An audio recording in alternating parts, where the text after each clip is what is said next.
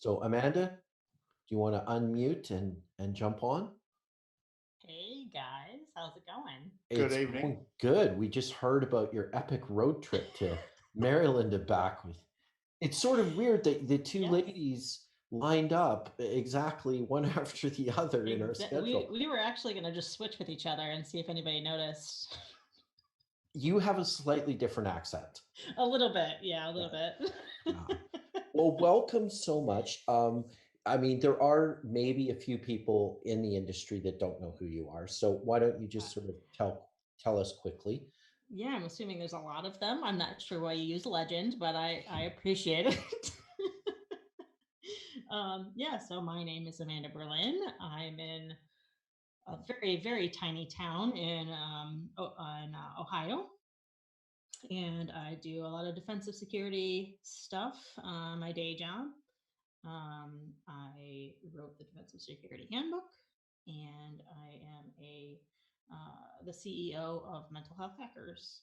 Yeah, which is one of our charities, which we Yeah, would urge you, since we have the CEO of Mental Health Hackers here, we would urge you to donate to BeerCon 1. so would Um, I. so Amanda, I mean, obviously, a bit of a personal story here about why mental health hackers, but maybe take us through why you decided that people in information security need mental health help. Yeah, so I I took it on just as a small talk at first, right? So I had been talking a while about like my own anxiety and depression issues, just like with people on Twitter and Facebook and stuff, and at conferences. And the first keynote I ever gave was at B-Sides Nashville a few years ago, and I was looking for kind of a big picture TED type ish talk, right?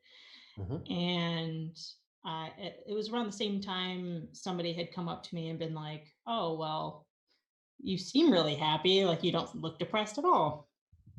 So I got it in my head, like, I've talked to other people in the industry that have mental health issues. I wonder if this is a thing.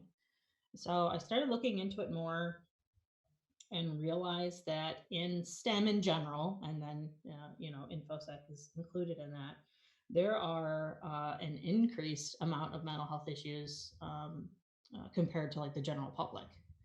So I gave my first keynote ever, and it was what was it called? What was it? Hackers, Hugs, and Drugs, Mental Health, and InfoSec. Right. And it kind of just covered like I mention everywhere I go and every time I can that right I work in defensive security. I'm not a psychologist. I'm not a psychiatrist. I'm not a therapist. I took like one psych class in college. Like I obviously am not a professional when it comes to that, but I do have a whole lot of personal experience, right? Hmm. And know what I've gone through.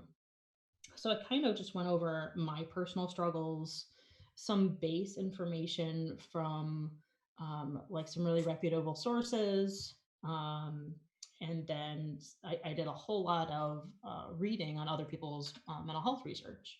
Right. And that talk, uh, I've given more than any other talk ever, which I never expected. I Hmm. thought it would kind of be a one and done.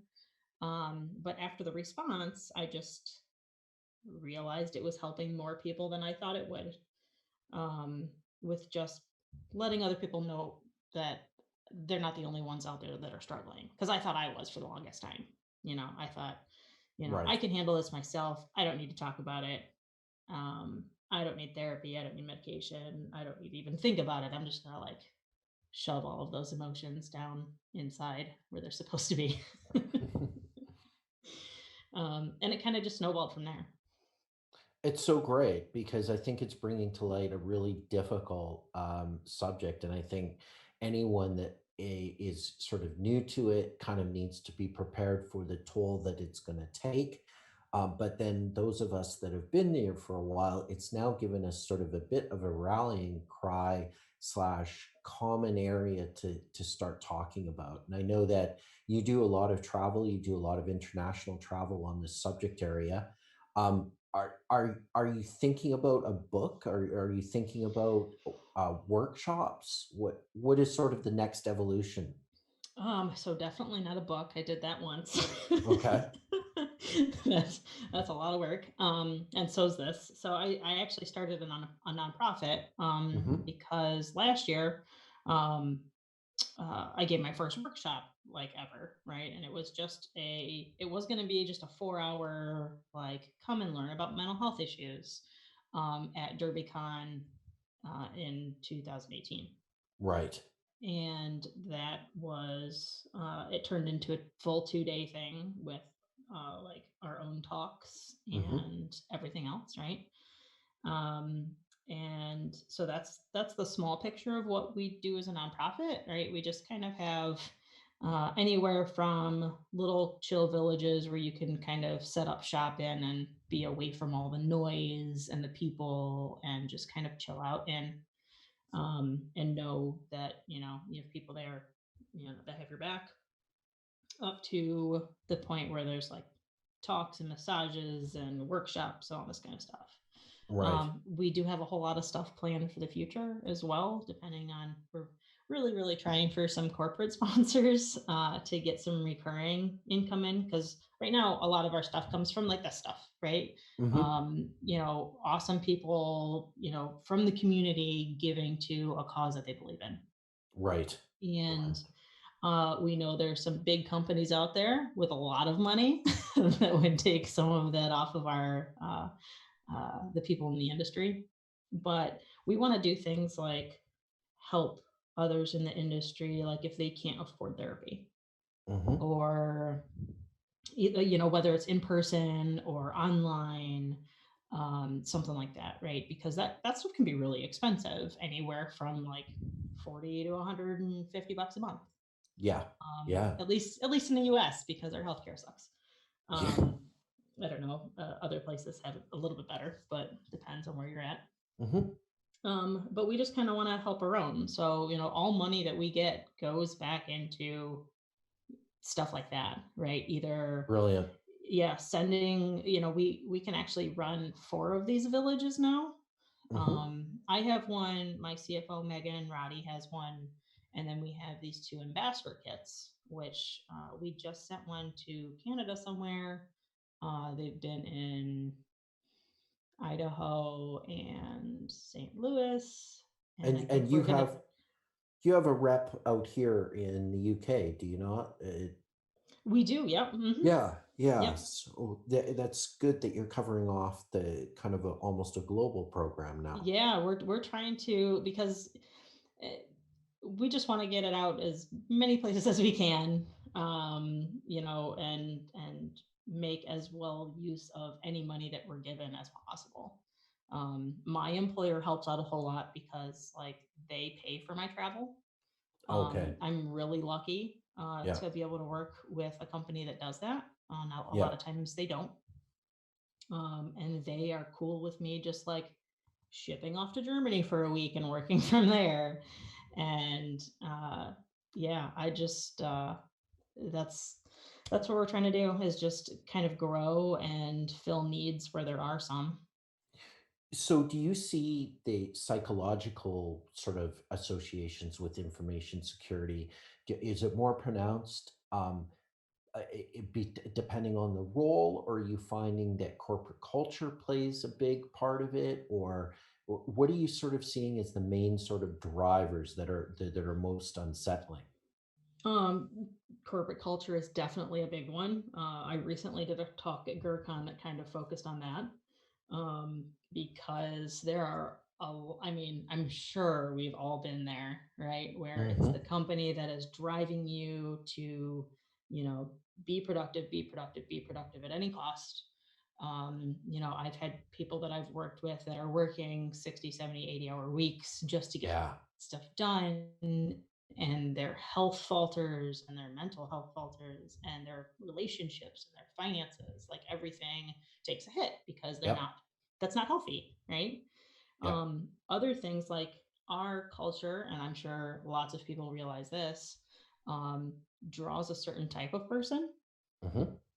We have, just people that are willing to sit behind a screen Yeah. for 8, 12, 36 hours at a time, right? And review log files or do That's something that's terrible. me. Yeah, that's Yeah. me. Yeah, lots and lots of log files. Um, but we draw that kind of person Uh, to our industry, right? And like, we have a lot of people on the autism spectrum in our Hmm. industry because they fit well, right? There's a lot of data and there's a lot of stuff that, computers just make sense. Yep. um yeah, so we draw definitely certain types of people, do, that I think just kind of exacerbates it.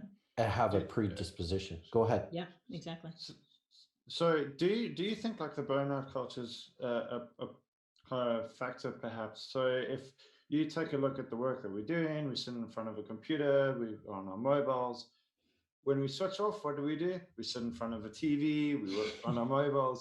So Yep. there's never a disconnect. Like I talked about this a few weeks ago. Like a doctor will be in the office and then come home and that's that. Do you think that has some impact on a bit of the mental health in the industry? Definitely. One of the more common talks that we see in our villages is are focused around how not to do that. um, because it does lead to burnout, whether we want to admit it or not. We have super high turnover rate, in this Oh, industry. We don't think anything of it if you're at a place for a year and then yep. and hop back and forth, right? That's I mean, to each their own, but if you're in a very happy, healthy work environment, you're going to be there for longer than a year. Yeah. Yeah. Because a good environment is going to promote growth and learning, but not burn you out at the same time. Um, and that's one of the things that I really recommend to people too is, I've started taking weekends, right? I'll take weekends, and I've never ever thought I would do this, but leaving my phone at home when I go places. Wow. Really? Right? Right? Really? Yes, and You it can. is very difficult. It's like withdrawal. You're like you get the Yeah. shakes and you're itching. Like it's a very mentally taxing thing to now be withdrawn from that technology because you're on it Yeah. constantly. It's definitely an addiction. Yeah, I definitely I can't imagine that kind of world. But I so want to try it because clearly, what we're doing is it's almost like our job is destructive.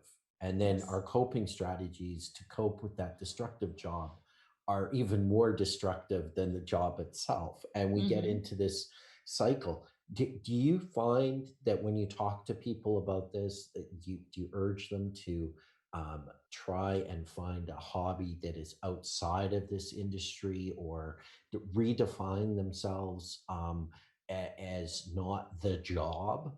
Yes, because I mean, when you talk to somebody and you ask them, "Oh, so tell me a little bit about yourself," what's the first thing 90% of people say? Like what they do for a job. And Sean? Sean? It's true. It's very true. Yeah, and yeah. I do it too. I do it too. Like I Excuse I me. am I am very very I can't say that I don't do any of these terrible habits because it's Yeah, very hard to break yourself, even though yeah. trying to tell people not to do it too. But, weaning yourself off of it a little bit at a time is also very a good Positive. thing. Yeah, Yeah, yeah, definitely. So you have to find those non-technology driven habits, right? Because you can say, "Oh, like, what's your other hobby?" Well, I game. yeah, Okay. yeah, You're still looking at a screen and you're yeah, probably still Can, online. yeah. can you please stop describing me? It's like she's right there, Sean. It's like she's looking at you right now. Yeah, yeah. No, it's You, not just you, man. but actually, Sean That's also wrestles wolves that live Okay. in his house with Good. him. That's good. Me too. They're called my children. Yeah. Well, actually, in Sean's case, they're also called his children and his dogs. Yes. Okay. Yeah. All right, cool. So Yeah. so knowing what you know about this industry and everything like that, you have children, obviously you're looking at their career prospects. What are your feelings if one of your children comes to you and says, I want to be an information security analyst? Like, oh no, you don't. Don't be ridiculous. Become a welder. No, Yeah. garbage man, doctor, I don't care. Just not something that lets you go home at night. Yeah. Yeah, I think I'm safe, at least until the youngest one. Okay. My 8-year-old is kind of just a mini me. Well, we're But starting them early now in man, this I profession. know. Oh, I know. But yeah, the other two are older, and I think I'm safe with them. Okay, super cool. Right, we're going to draw it to a close now, Amanda, Sure. because we're going to bring Ray in. But thank you very much, and you are Yeah. one of the beneficiaries of the event, the entire Yes, event. I thank you Yeah. guys so much. Our next event, so I'm doing something short in Orlando for the SE Village conference. Super But cool. after that, we have several in March. I know we're doing Blue Team Con, and oh gosh, I think we already have like 10 things booked for next year. Oh, fantastic. So it's going to definitely help out all of those. So you'll be providing massages to lots and lots of hackers. Wonderful. Awesome. Yeah, That's good. it's a pleasure to be able to help. Yeah. Yeah, really is. definitely. All right. So thanks, Amanda. All the best. Yes, thank you guys so much. Cheers.